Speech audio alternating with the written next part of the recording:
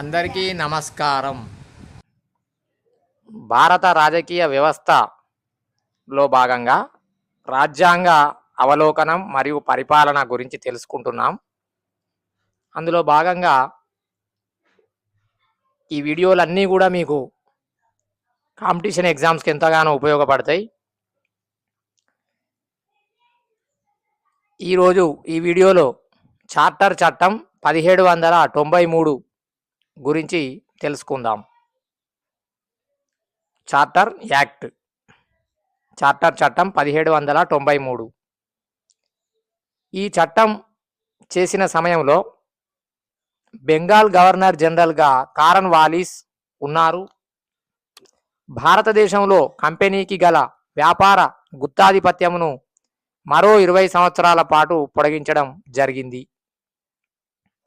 ఈ చట్టంలోని ముఖ్యాంశాలు: గవర్నర్ జనరల్కు కౌన్సిల్ తీర్మానాలపై వీటో అధికారమును కల్పించారు.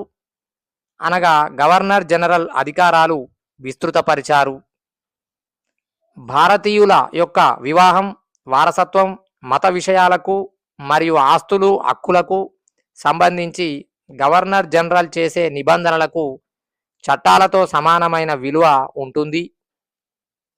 బోర్డ్ ఆఫ్ కంట్రోల్లో ఉన్న అధికారుల యొక్క జీతభత్యాలు భారతదేశ రెవెన్యూ నుండి చెల్లించబడతాయి.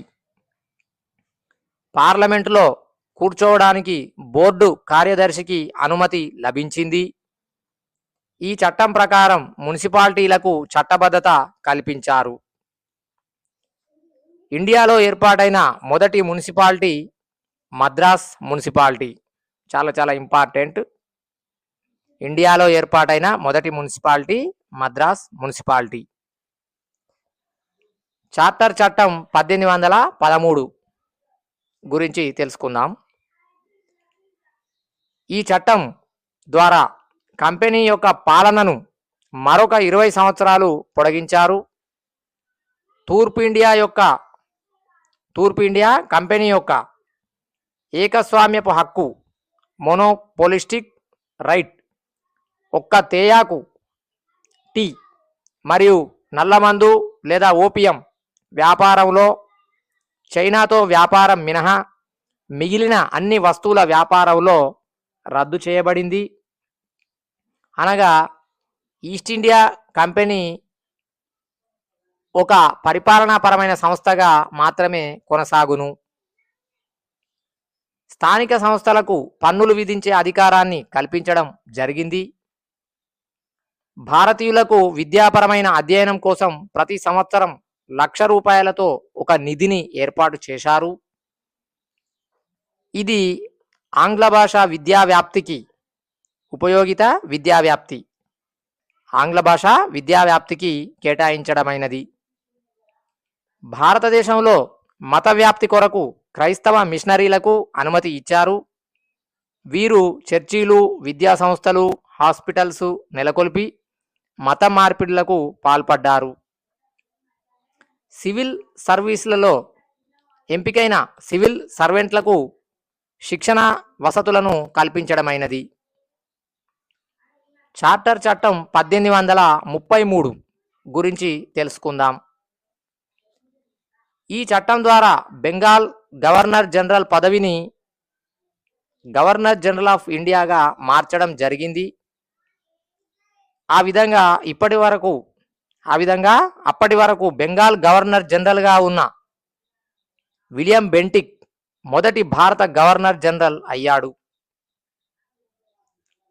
ఈ చట్టంలోని ముఖ్యాంశాలు: ఈ చట్టం ద్వారా బొంబాయి, మద్రాస్ గవర్నర్ల శాసనాధికారాలను తొలగించి మొత్తం బ్రిటిష్ ఇండియాలోని శాసనాధికారాలను భారత గవర్నర్ జనరల్కు అప్పగించడం జరిగింది. తద్వారా భారతదేశంలోని బ్రిటిష్ పరిపాలనా ప్రాంతాల అధికారాన్ని భారత ప్రభుత్వం పరిధిలోనికి తెచ్చినట్లయింది.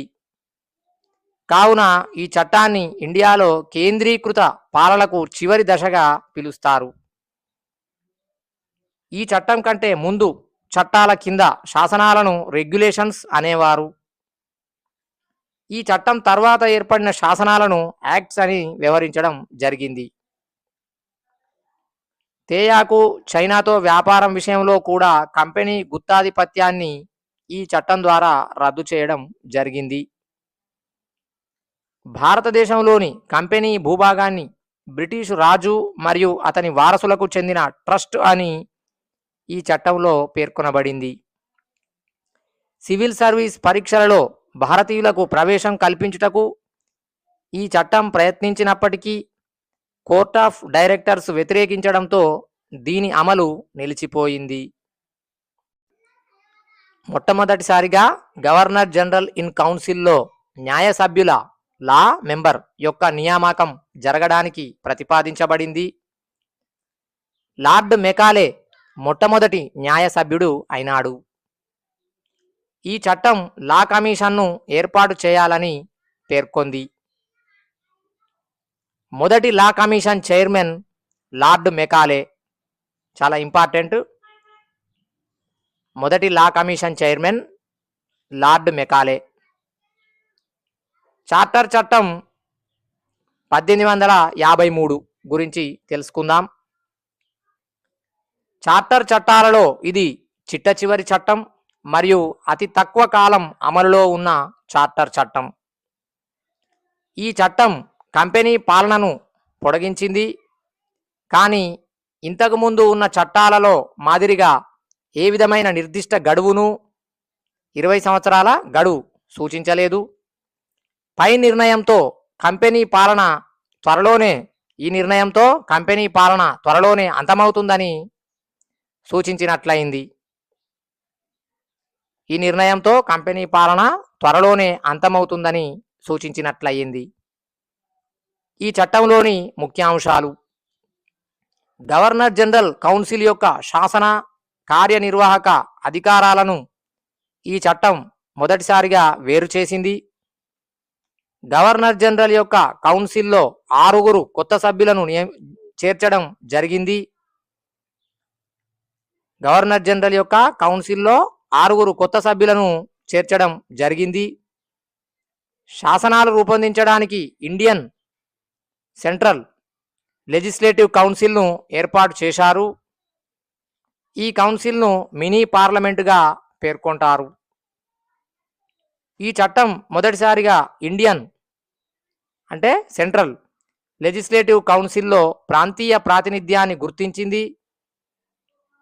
దాంతో గవర్నర్ జనరల్ కౌన్సిల్లోని 6 కొత్త శాసనసభ్యులలో 4 మద్రాస్, బొంబాయి, బెంగాల్ మరియు ఆగ్రా ప్రావిన్సుల నుంచి నియమించారు.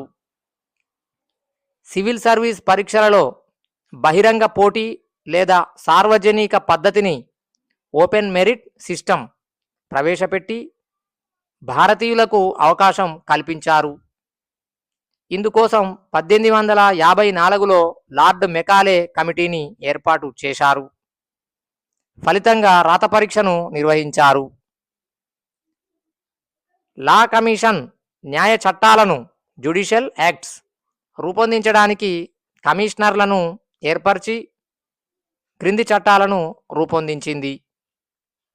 అవి: 1 civil procedure code CPC 1859, 2 Indian penal code IPC 1860, 3 criminal procedure code CrPC 1861. చాలా ఇంపార్టెంట్ యాక్ట్స్ ఇవి. Thank you.